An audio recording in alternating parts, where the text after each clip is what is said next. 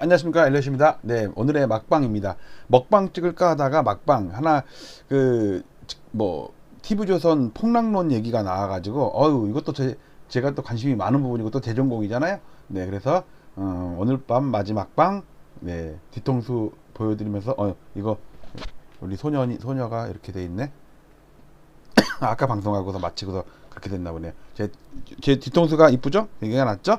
자, TV조선 기사입니다. 영상에서요, 영상. 고개 드는 집값 폭락론.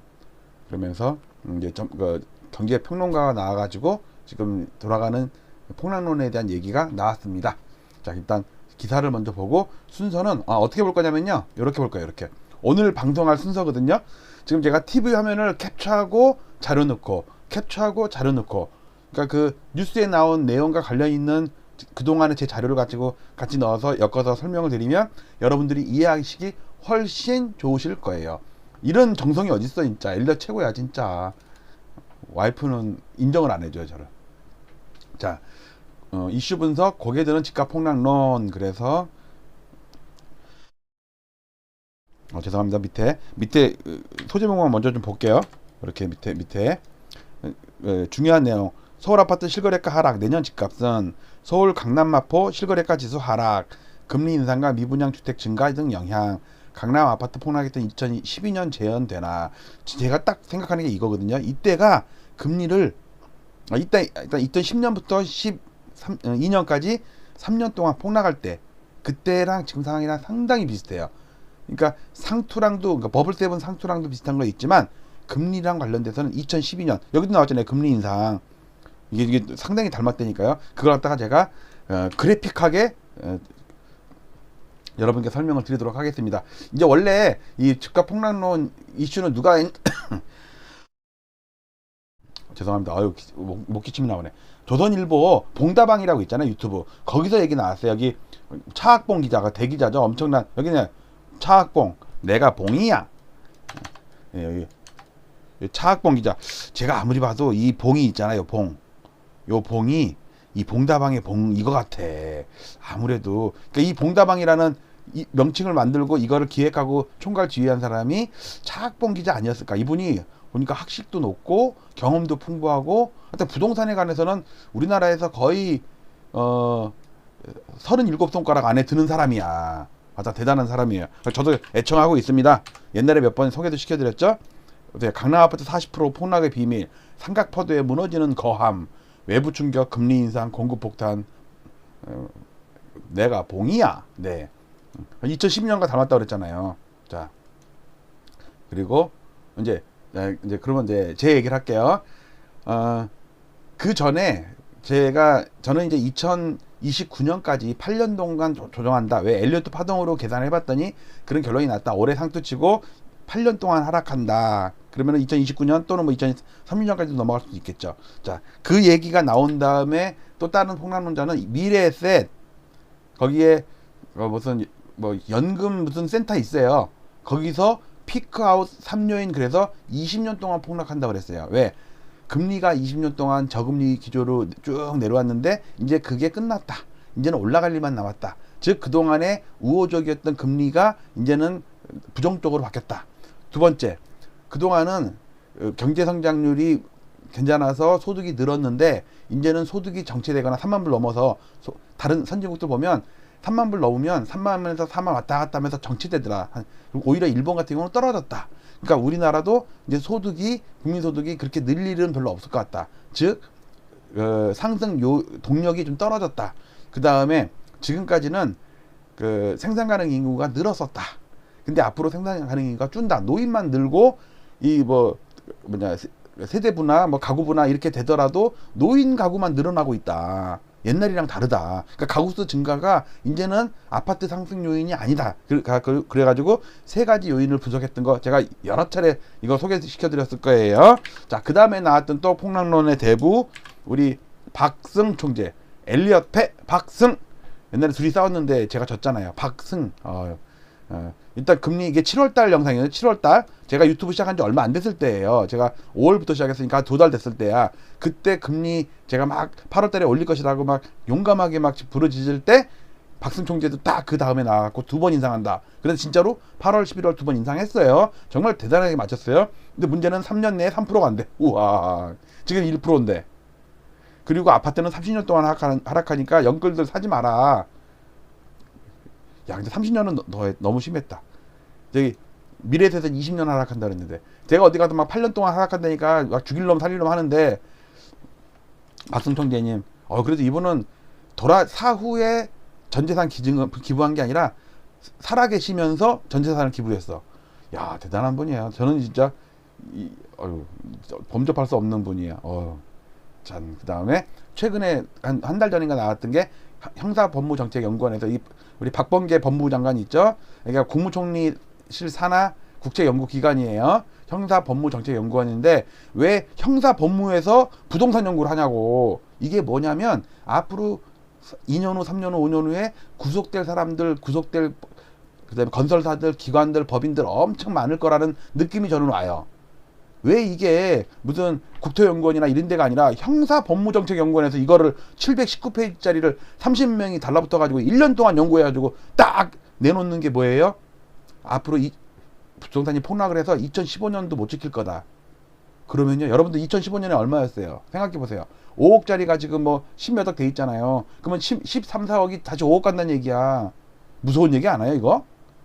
자, 그 다음 또 40% 폭락을, 이제 이 얘기 때문에 여기저기서 봉다방에서 들었고 40% 폭락의 진실 막 이게 나온 거야. 왜냐면 이때 우리 국토부 장관이 나와가지고 강남도 그 서프라임 때 40% 폭락했던 기억이 있다, 저기 있다. 그러니까 강남 불패가 아니다. 조심해라.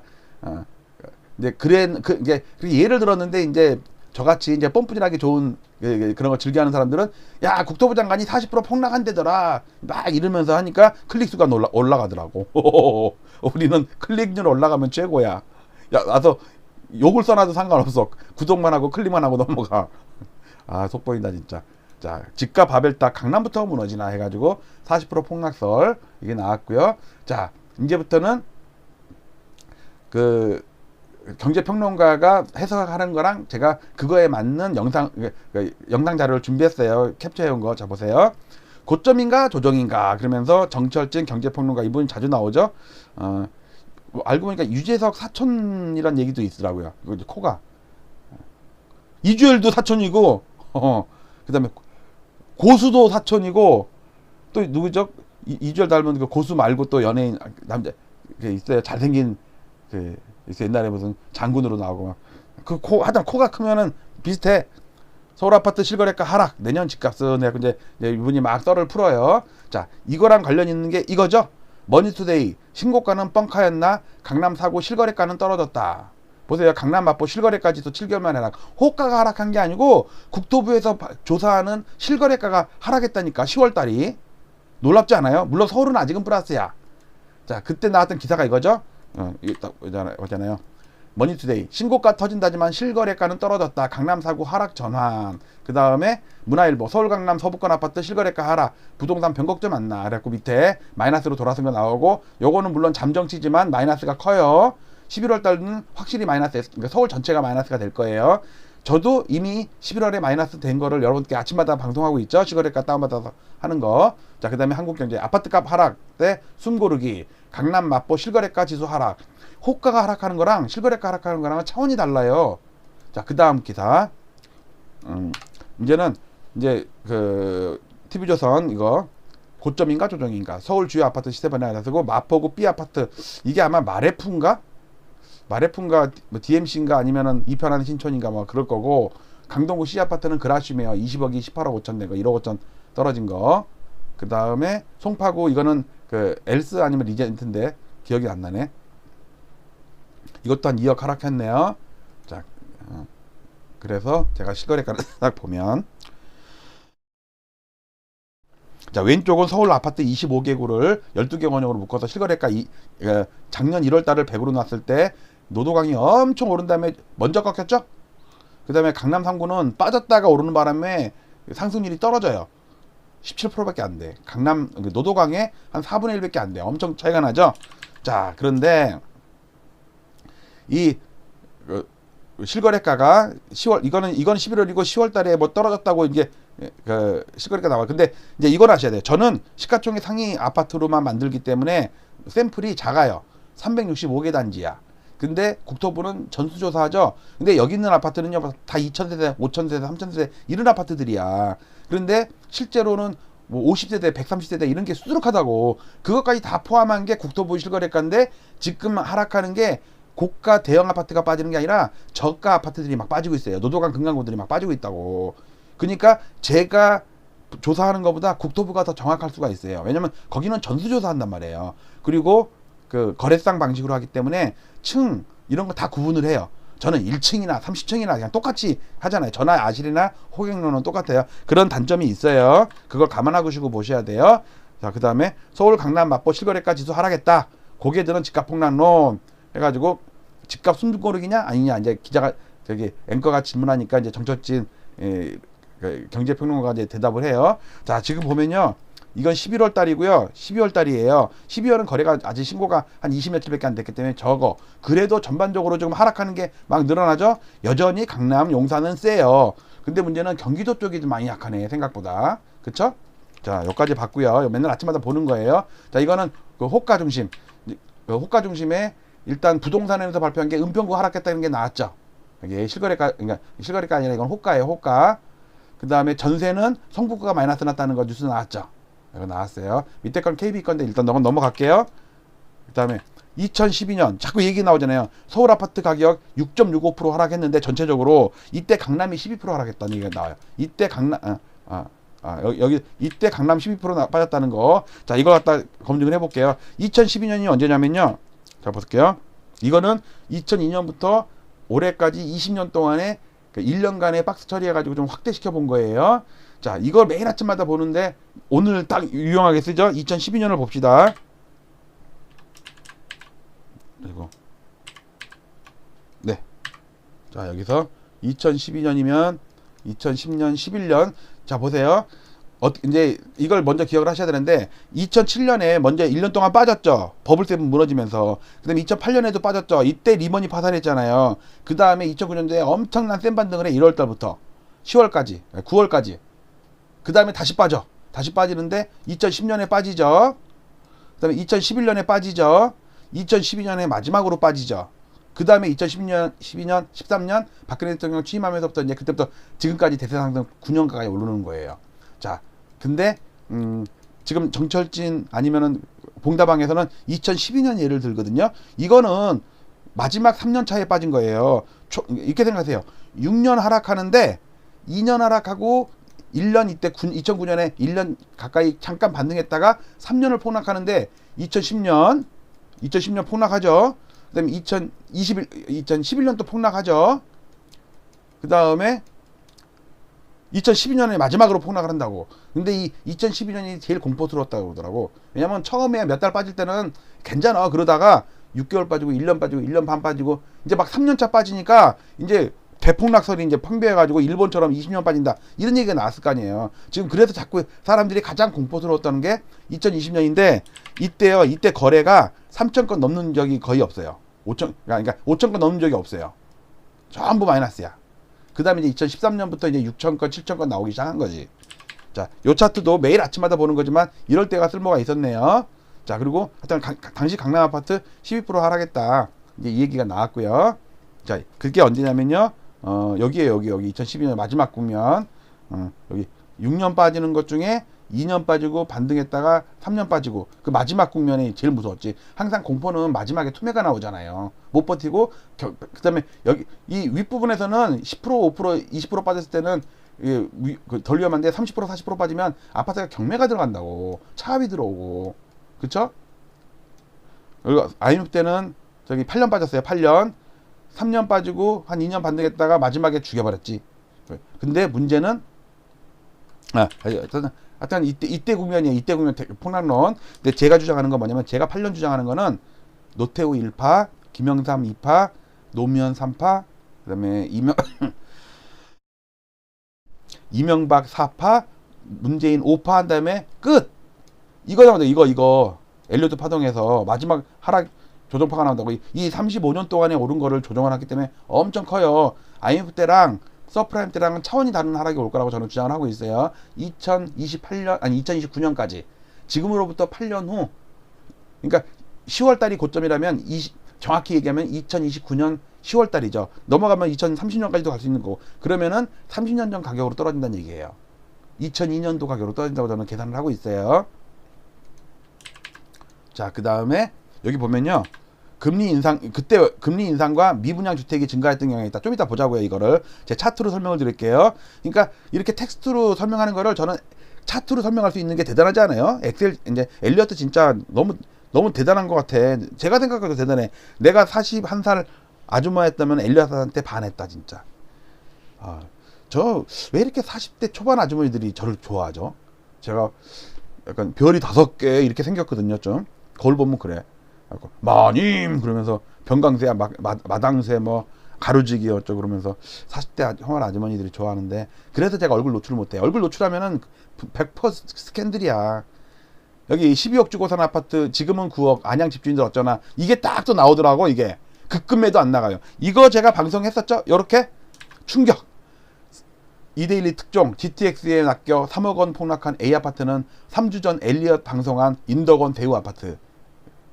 안양 평촌 인덕원이에요. 여기가 경기도 최우수 단지라고 선정된 거 나왔네. 자, 이거 방송하기 전에가 이거였죠. 12억에 주고 산 아파트가 지금은 9억. 안양 집주인들 어쩌나. 근데 12억에 거래 몇 건 안 됐어요. 그러니까 안양 집주인들 어쩌나는 우리가 걱정할 필요가 없어. 몇 명 되지도 않는데 뭘. 물론 그보다 싸게 거래된 것도 비싸게 거래됐기 때문에 이제 그 12억이 제가 볼 때는 약간 뻥튀기 호가 만들어 가지고 그 밑에서 파는 것도 신고가에 파는 거거든. 예를 들어서 내가 지금이 예를 들어서 5억이야. 아니 그러니까 주식으로 잡아보자고요. 이게 10,000원짜리가 이제 20만원 됐어. 근데 사람들이 너무 올랐다고 안 사. 그러면 이제 20만원에 팔아먹을 방법 뭔지 알아요? 이걸 25만원까지 땡겨. 자전 돌려가지고. 그러니까 사지도 않고 팔지도 않으면서 수량은 그대로인데 호가만 올렸다가 나중에 이게 20억 떨어지잖아요. 그러면 1억이 그러니까 만원이 20만원 될 때는 안 사. 사람들이 15만원 17만원 될 때 안 사. 비싸다고. 그런데 25억까지 갔다가 22억으로 떨어지잖아요. 그럼 우매 싼 거 하고 산다니까. 작전 세력들이 팔아먹을 때 그렇게 팔아먹어요. 내가 목표가가 20억이면요 22억 그러니까 20만원이면 23만원 25만원까지 땡겨 올려. 땡겨. 그 다음에 떨어뜨리면서 파는데, 올라갈 때는 안 달라붙던 사람들이 떨어지니까 사. 왜? 3만원이나 떨어졌다고. 와, 싸다. 그렇게 팔아먹는 거예요. 그들은 그래서 20배짜리 뻥튀기 하고 나오는 거죠. 그래서 저는 인덕원 이 12억도 실제로 12억 거래된 거 이거 말고 몇 개 없어요. 대부분이 9억이야. 그러니까 10억 안팎에 팔아먹기 위해서 12억까지 땡긴 거 아니었나. 그런 좀 약간 의심이 좀 들어요. 자, 그 다음에 고점인가 조정인가. 보유세와 대출이자 부담에 버티기를 포기하냐. 이제 집주인들이 이제 파냐, 이제 물건이 나오냐. 지금 물건 엄청 쌓이고 있죠. 분명히 이것 때문에 이 이유 때문에 진짜 물건 나오는 것도 있을 거예요. 자, 보면 지금 금리가 물가가 폭등하죠. 물가가 폭등할 때 기준금리 벌써 2번 올렸죠. 내년에 3번 올린다고 그러죠. 미국도 3번 올린다고 그러죠. 이건 제가 다 시뮬레이션 한 거예요. 자, 여기서 여러분들이 봐야 될 거는 뭐냐면, 아까 2012년 생각난다며. 이때 서울이 6.5% 빠지고 강남이 12% 빠졌다며요. 근데 3년 동안 치면 더 빠졌겠지. 근데 잘 보세요. 이때 아까 보니까 그 재료 중에 금리 인상과 이런 이유가 있었잖아요. 미분양. 그러면 미분양 좀 이따 보고, 일단 금리 인상기가 이거 5번 올려. 5번. 여기 동그란 차례 5번, 여긴 8번, 여기는 2번, 이제 이번에는 5번 올릴 거라고 제가 이제 시뮬레이션 한 거예요. 자, 그러면 이때는 금리 올렸는데 아파트가 올랐어. 근데 왜 이때 금리 올릴 때는 아파트가 폭락을 했을까? 이걸 잘 생각하셔야 돼요. 그래서 저는 이번에 올리면 아파트가 폭락한다고 주장하는 거예요. 왜 그러냐면 금리 올린 원인이 달라. 자, 볼게요. 이때 우리가 한국은행이 기준금리를 올릴 때 가장 기준으로 삼는 게 물가잖아요. 이주열 총재가 6살 때 유치원에서 그 캠핑 갔다가 수영장에 빠져갖고 좀 약간 공포가 있어. 그래갖고 어릴 때부터 엄마가 맨날 너 물가에 가지 마라 그런 거야. 그래서 지금도 물가만 하면은 경기를 일으키고 막 올리려고 그러는 거야 지금. 내년에 1월 때 또 올린다고 막 자꾸 경고를 계속 하잖아요. 잘한다 이주열. 자, 근데 이때 올릴 때는요. 이때 올릴 때 여기가 2%거든요. 이게 2%예요. 2%니까는 여기도 안정됐어. 2%에서 2.5% 3% 가는 건 2.5% 정도에서 가는 거는 아주 안정적인 거지. 왜? 6% 7% 있다가 떨어졌으니까. 근데 미국이 미친 듯이 금리를 이때 엄청 올리네. 그러니까 우리가 따라 올린 거예요. 물가 때문에 올린 게 아니야. 이럴 때는 아파트는 겁을 안 먹고 올려요. 자, 그런데 왜냐면 그 주변 여건이 나빠진 게 아니거든. 근데 이때도 마찬가지. 이때도 물가가 2% 미만이야. 오히려 1%, 2% 왔다 갔다 해. 근데 미국이 미친 듯이 7년 동안 동결돼 있던 걸 미친 듯이 올려버리네. 그러니까 우리도 두 번 올린 거예요. 이때는 아파트 값이 올라. 자, 그런데 2010년도에는 어떤 일이 있었냐면 2010년도에는 미국이 7년 동안 금리를 동결해. 그러니까 미국 때문에 올린 게 아니에요. 그런데 물가가 2%에 있던 게 갑자기 막 4%, 막 5%까지 올라가. 그러니까 금리를 올린 거예요. 그러니까 물가가 올라갈 때 금리를 올리면 아파트가 폭락한다니까. 근데 지금 미국이 금리 올렸나요? 안 올렸어요. 아, 내년에 올린다며? 그건 내년에 가서 보자고. 지금 말해, 지금. 지금 미국이 안 올렸는데 올렸다고. 왜 올렸어요? 물가 때문에. 물가에 가면 조심해야지. 너 또 수영장에 빠지려고 그래? 주여라, 물가에 가지 마라. 이해 가세요? 그러면 아파트가 폭락한다니까. 그래서 자꾸 2010년도, 11년도, 12년도 얘기가 자꾸 나오는 거예요. 금융 환경이 그때 금리 올리는 거랑 그때 5번 올렸거든요. 올해 2번 올렸고 내년에 3번 올리면 딱 5번이잖아요. 그럼 못 버틴다니까 얘가. 이미 시중금리가 폭등을 하고 있었다고. 근데 거기다가 기준금리까지 올리니까 시중금리가 더 오르지 않겠어요? 근데 내년 3월달이나 6월달에 미국이 올린대. 그러면 우리는 2주열 경제는 물가든 뭐든 상관없이 그냥 올린다고. 나중에는요, 물가랑 상관없이 올린다니까. 미국 때문에. 슈퍼파워 금리 올리니까. 자, 그러면 어떤 현상이 벌어지냐면요,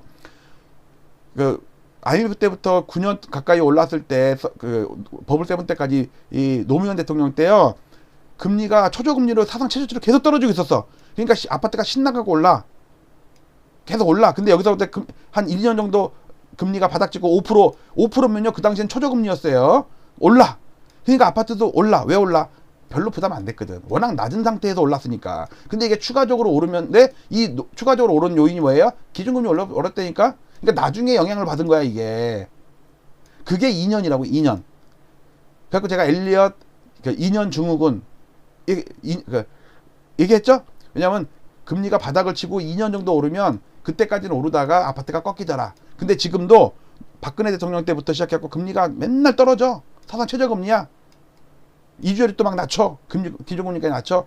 그래갖고, 근데, 이제, 주식담보대출이 2%까지 떨어졌다가, 이제 바닥치고 이제 오르네. 이제 3.2%까지 올랐어요. 괜찮아. 올라. 왜? 2년 동안 오른다니까. 그게, 엘리엇 2년의 법칙이에요. 전년의 법칙이 아니고 2년의 법칙. 왜?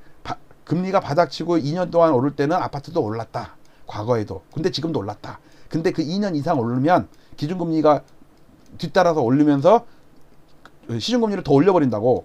그럼 얘가 못 버티고 꺾인다니까. 그래서 벌써 10월달에 상승 치고 지금 슬슬 빠지고 있어요. 대부분의 아파트가 지금 하락 종목수가 더 많은데, 압구정 막 이런, 그다음에 반포자이 막 70억 이런 게 올라버리니까 지수가 안 빠져. 지수가 이제 오르지는 못하지만 빠지지도 않아. 조금 빠졌어요. 자, 이 사태가 온다는 거. 그 다음에 또 볼게요. 아파트 매물 쌓이고 거래 심리가 냉각되고 있다. 지금 얘기가 이거예요. 전세 수급 지수도 폭락하고 있어요. 매수 심리 지수도 폭락하고 있어요. 이 얘기한 거예요. 이건 우리가 익히 봤죠. 이렇게 되면요, 호가가 결국은 호가를 버티다가 호가도 이제 낮춰요. 안 팔리면 말고. 이랬던 사람들이 그 중에 꼭 10명 중에 1명은 팔아야 되는 이유가 있다고. 뭐 딸내미가 시집을 간다든지, 뭐 사업이 좀 어려워가지고 뭐 이제 집을 좀 줄여야 된다든지, 뭐 그런 하여튼 100가지 이유가 있을 거야. 자, 그 다음에 내년 8월 임대차법 시행 2년 전세 대란 우려. 이거는 좀 반대예요.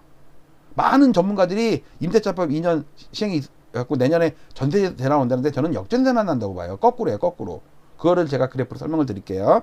뭐 7월 달에 계약갱신 청구 만료되면 전세난이 오느냐 뭐 써지고 있고, 뭐 여름에 전세 대란 오느냐 그러는데 저는 아니라고 봐요. 자, 일단 요거 볼게요. 몇 번 설명드렸는데 요즘에 요 자료 자주 갖고 나오네. 자, 이거는 1960년부터 입주 물량과 미분양과 임대 말소 물량을 분석하고 아파트의 서울 아파트의 비중, 단독주택 빌라의 비중 연구한 거예요. 이거를 1986년부터 볼게요. 지금 본격적인 상승기였었던 볼게요. 보면은요. 요 파란 부분이 역전세난 난 부분이거든요. 2년 전보다 전세 가격이 떨어졌을 때요. 떨어졌을 때. 근데 이거는 떨어지진 않았지만 평균이 이 정도라면요. 분명히 아파트마다 단지마다 이렇게 하락한 게 있었을 거야. 94년도에 있었다고 하더라고요. 진짜로. 그 다음에 2014년, 13년에 살짝 역전세가 났었어. 살짝 여기까지 올라다 말았어. 마이너스까지는 안 갔는데 이게 평균값이면 좀 좀 후달리는 아파트들은 여기까지 떨어졌을 거라고. 자, 그러면은 주기적으로 보세요. 역전세, 역전세, 역전세, 역전세, 역전세, 역전세, 역전세가 오겠죠. 2023년도 근처에. 그리고 작년 올해 그 이중 가격 될 정도로 이빠이 전세값을 올렸죠. 5억에 있던 전세를 갖다 9억, 8억에 올렸잖아요. 근데 이게 2년이나 4년 있다가 그 가격이 지켜져 있으면은 집주인은 괜찮은데 만약 그보다 떨어져 있어 봐요. 그럼 새로운 세입자한테 받아서 나가는 세입자한테 줄 돈이 모자러. 그러면 자기가 갖고 있는 돈을 줘야 되는데 대부분이 전세 받아갖고 안 갖고 있다고. 어딘가 썼단 말이에요. 어디에 묶여 있든지. 저처럼 맨날 31명의 이제 애인들을 샤넬백 1,500만 원짜리 하나씩만 사줘봐. 얼마가 들어가겠어. 없어. 지금 돈이 없어. 난 돈이 없어. 자, 이게 2023년도에 온다니까. 그리고 지금 이게 오른 게 좋은 게 아니라니까. 꼭 오른 다음에 역전세가 난다니까. 과도하게 오르면 2년, 3년 있다가 역전세가 난다 이거예요. 그게 상식적으로 맞지 않아요? 그렇잖아요. 그 다음에 2012년에 여기 바닥 이게 3년차 하락할 때잖아요. 2012년에 13년부터 바닥치고 올랐잖아요. 이때 쫙 내려가 보니까 야, 미분양 이때 폭발했네. 2012년에 맞죠? 진짜 요 파란 게 미분양이거든요. 주가 아파트가 워낙 폭락하니까 안 사 사람들이 그러니까 오히려 전세가가 올라. 희한하죠. 매매가가 떨어지는데 전세가가 올라. 잘 보세요 이거. 그러니까 전세값이 폭등하는 거예요. 이게 이렇게 폭등하는 게 미분양 이거. 근데 이제 저는 어떤 게 뭐냐면 이 미분양이 2023년도 4년도에 미분양이 나타날 거라고 봐요. 왜냐면 내년까지는 입주 물량이 없잖아요.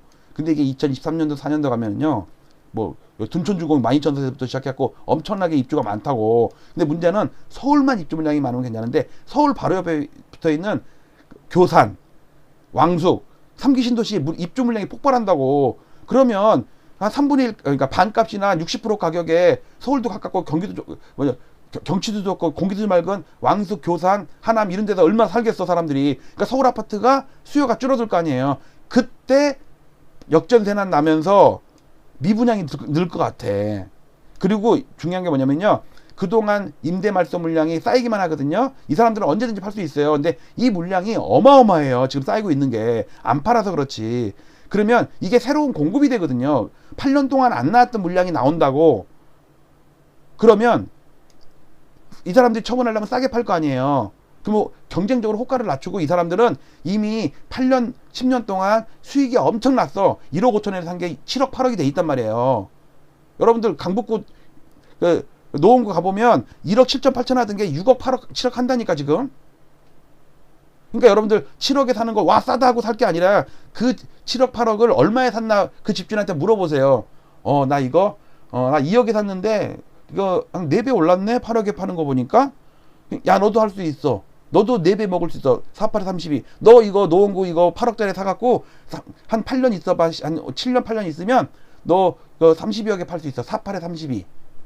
야, 너도 할 수 있어. 그러니까 그거 선전하는 그 친구도 코가 우리 매부리코네. 다 이주열. 그러니까 미남들은 다 코가 좀 매부리코 해야지. 어쨌든 뭐 하다 그랬지? 하여튼 요게 마지막 차트였고요. 자, 정리합니다. 오늘 길었는데 TV조선 고개 드는 집값 폭락론. 자, 제일 중요한 거는 상승이 오래되고 많이 올랐으면 하락도 오래 하락하고 골도 깊다는 거 여러분들 꼭 알길 바라면서 오늘의 먹방이 아닌 막방을 이렇게 마치도록 하겠습니다. 자, 뒤통수가 섹시한 남자 엘리엇 윗통수 한번 보시고요. 마치도록 하겠습니다. 음악을 틀고 끝내야지. 이거 자리가 이렇게 이상해졌네. 네, 마치도록 하겠습니다, 여러분들. 자, 저 엘리엇 로고도 이쁘고요. 로켓도 날아가네. 에펠탑도 보이고 제 PC를 지켜주는 우리 여 전사들 인사하고 마치도록 하겠습니다. 안녕히 주무십시오. 감사합니다.